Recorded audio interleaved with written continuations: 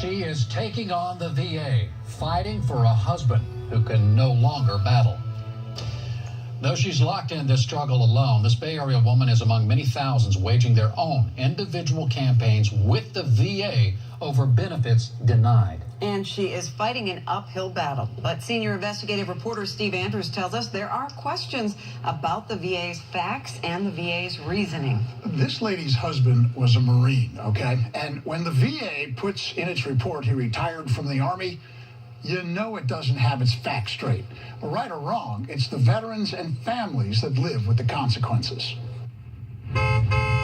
Tara Craver is becoming a familiar sight at busy intersections outside VA facilities. She protests what she believes is unfair VA treatment of Marines and their families. They killed my husband. Tara's husband, Carl, was a Marine stationed at Camp Lejeune in the 70s.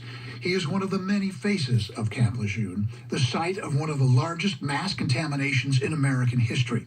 From 1953 to 87, an estimated 750,000 Marines, their families, as well as base employees, were exposed to cancer-causing chemicals in the drinking water. They didn't contaminate themselves. The government did, and they kept it hid for 2 or 3 decades.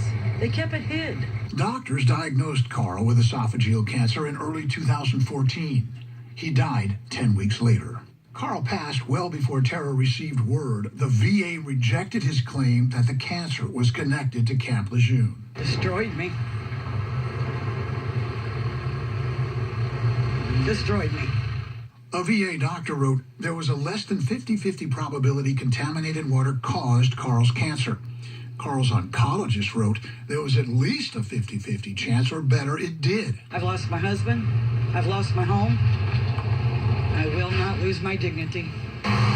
So Tara wages her lonely struggle at busy intersections, hoping the VA hears her message. Accept what they have done to these families and these veterans, to love their veterans like their veterans love their country.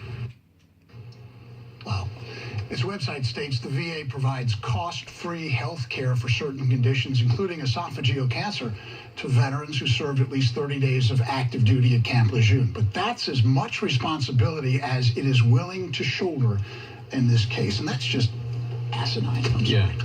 So which doctor was more qualified to determine whether this was tied to that contaminated water? Well, the doctor the VA used was an internist in California, and Carl's doctor was a board-certified oncologist.